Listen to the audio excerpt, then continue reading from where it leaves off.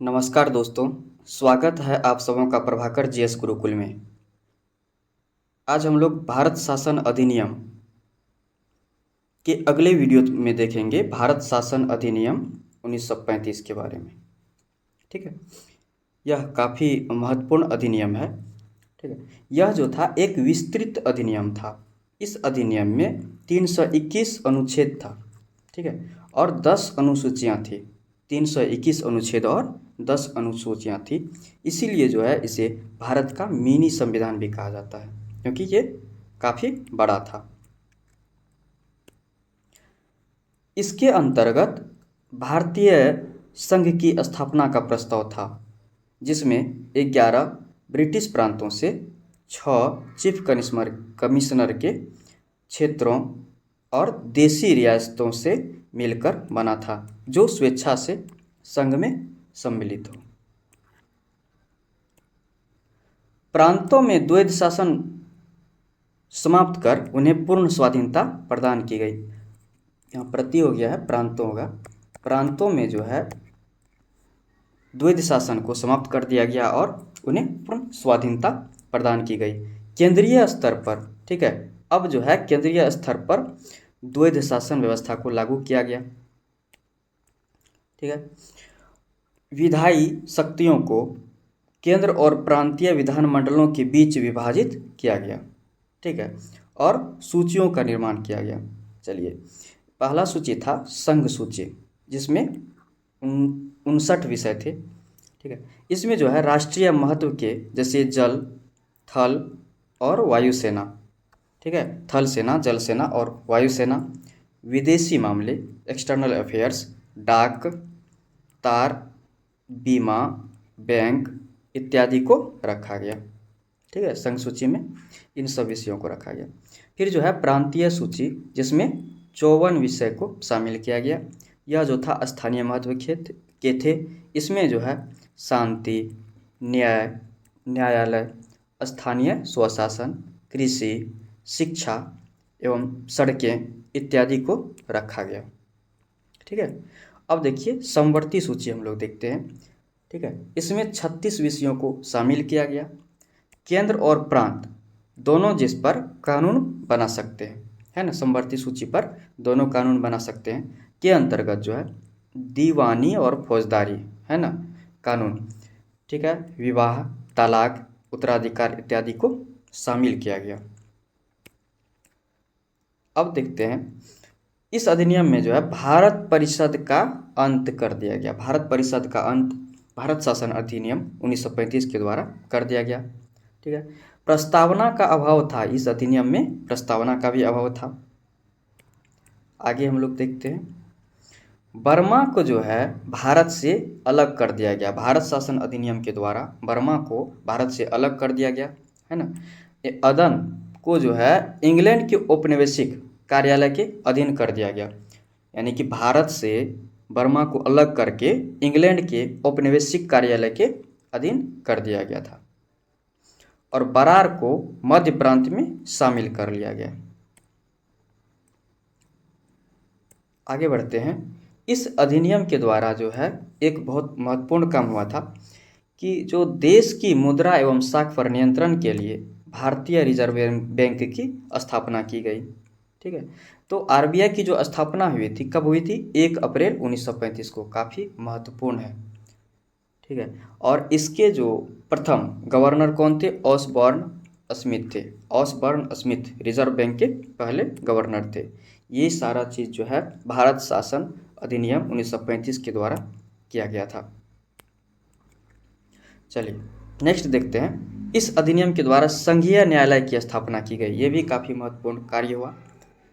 ठीक है, इसमें जो है एक मुख्य न्यायाधीश थे और 2 अन्य न्यायाधीश का प्रावधान किया गया था। अंतिम अपील प्रिवी परिषद में की जा सकती थी।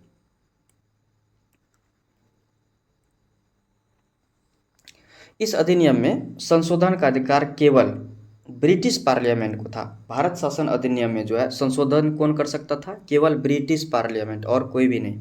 यहाँ तक कि भारत के जो उस टाइम में वायसराय थे वो भी नहीं कर सकते थे। सांप्रदायिक निर्वाचन पद्धति का विस्तार, दलित जातियों की, महिलाओं, और मजदूर वर्ग तक किया गया, है ना। सांप्रदायिक निर्वाचन का इसमें विस्तार किया गया था। एक महत्वपूर्ण है, लगभग 10% जनसंख्या को मत देने का अधिकार मिल गया था। ठीक है, इस अधिनियम में जो है लगभग 10% जनसंख्या को मत देने का अधिकार मिल गया। अब देखिए, भारत शासन अधिनियम से जो कुछ महत्वपूर्ण प्रश्न बनते हैं, जो कि कई एग्जाम में बार बार पूछा जाता है, इसका हम लोग अभ्यास करेंगे। पहला प्रश्न है कि किस अधिनियम को भारत का मिनी संविधान कहा जाता है। स्पष्ट है, अभी हम लोग पढ़े हैं भारत शासन अधिनियम 1935। ठीक है, 321 अनुच्छेद थे और 10 अनुसूचियां थी, इसलिए इसको भारत का मिनी संविधान कहा गया। नेक्स्ट क्वेश्चन हम लोग देखते हैं, आरबीआई के प्रथम गवर्नर कौन थे। काफ़ी इंपॉर्टेंट है, आरबीआई के प्रथम गवर्नर कौन थे। Osborne Smith, option number B हो जाएगा।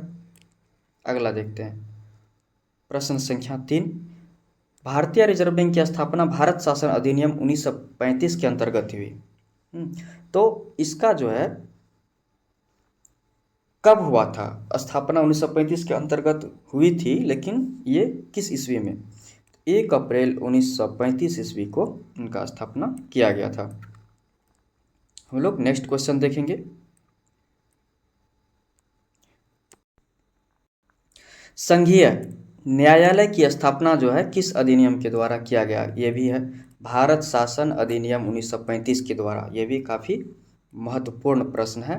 अगला प्रश्न हम लोग देखते हैं, 5वां प्रश्न, किस अधिनियम के द्वारा प्रांतों में द्वैध शासन को हटा दिया गया और केंद्र में, है ना, केंद्रीय स्तर पर द्वैध शासन लागू किया गया। भारत शासन अधिनियम 1935 के द्वारा। ये बिल्कुल ऑप्शन सी सही हो जाएगा। अब लोग नेक्स्ट क्वेश्चन देखेंगे, भारत शासन अधिनियम 1935 में संशोधन का अधिकार किसके पास था, है ना। इस अधिनियम में, भारत शासन अधिनियम 1935 में कौन संशोधन कर सकता था।